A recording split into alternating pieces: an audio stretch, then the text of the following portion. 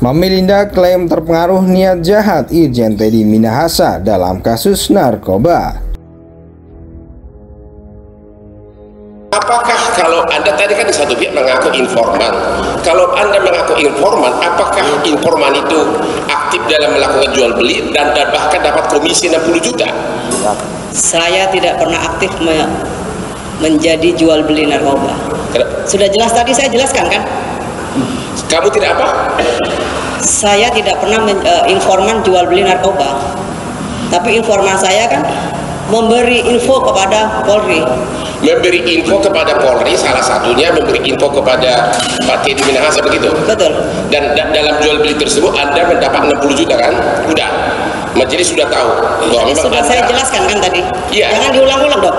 Oke. Bahwa atas keterbukaan dan pengungkapan fakta dari terdakwa, mohon agar tidak dianggap berlebihan kiranya terdakwa Linda Pujastuti ditetapkan juga sebagai justice kolaborator, saksi pelaku yang bekerja sama mengungkap kejahatan. 4. Bahwa perlu diberikan perhatian khusus terhadap kualitas tindakan terdakwa dalam memberikan pemidanaan terhadap terdakwa untuk mempertanggungjawabkan tindakannya. Terdakwa AKBP Dodi Prawiranegara dan juga Linda Pujastuti beserta Kompol Kastanto sudah masuki tahap pembacaan duplik atau tanggapan atas replik dari jaksa penuntut umum.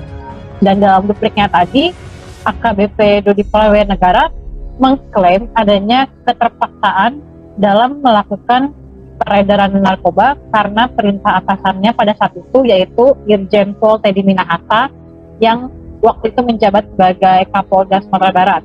Dan Dodi pun mengaku merasa terancam secara psikis karena berada di bawah kendali doktrin organisasi agar menaati perintah pimpinan. Dan dalam dupliknya juga, kubu AKBP Dodi berharap agar majelis hakim memutuskan perkara ini dengan seadil-adilnya sebagaimana permohonan dalam pledoi atau nota pembelaan yang telah disampaikan pada beberapa pekan lalu.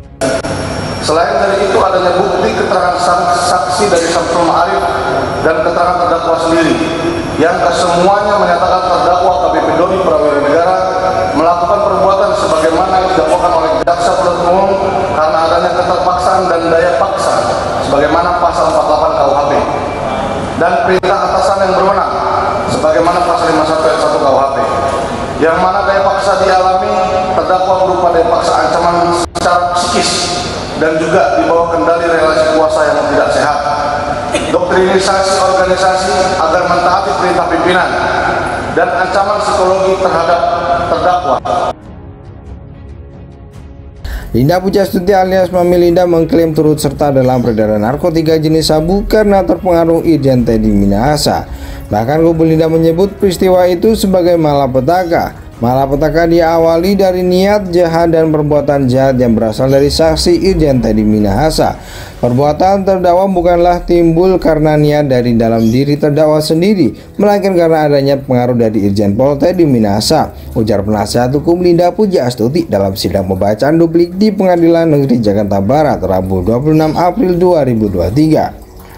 Dalam kasus peredaran narkoba ini, pihak Linda merasa dimanfaatkan sang jenderal. Sebab itu, Linda sedang membutuhkan dana untuk bekerja di Brunei Darussalam, namun justru dimanfaatkan oleh saksi Irjen Teddy Minahasa untuk mencarikan pembeli sabu, katanya. Sebagaimana diketahui dalam perkara ini, Linda Pujastuti telah dituntut hukuman penjara 18 tahun, menuntut menyatukan pidana penjara terhadap terdakwa Linda Pujastuti selama 18 tahun, ujar jaksa dalam persidangan Senin 27 Maret 2023. Tak hanya itu, Linda juga dituntut membayar denda 2 miliar dalam kasus ini, menjatuhkan pidana denda sebesar 2 miliar subsidiar 6 bulan kurungan, kata jaksa dalam tuntutannya. JPU meyakini Linda Pujastuti bersalah melakukan jual beli narkotika jenis sabu. JPU pun menyimpulkan bahwa Linda terbukti melanggar pasal 114 ayat 2 Undang-Undang Republik Indonesia Nomor 35 Tahun 2009 tentang narkotika, junto pasal 55 ayat 1 ke 1 KUHP. Oleh sebab itu, JPU meminta agar majelis hakim menyatakan Linda bersalah dalam putusan nanti, menuntut menyatakan terdakwa Linda Pujastuti telah terbukti secara sah dan meyakinkan melakukan tindak pidana sebagaimana diatur dalam pasal 114 ayat 2 Undang-Undang Republik Indonesia Nomor 35 Tahun 2009 tentang narkotika, junto pasal 55 ayat 1 ke 1 KUHP sesuai dakwaan pertama kami, ujar jaksa.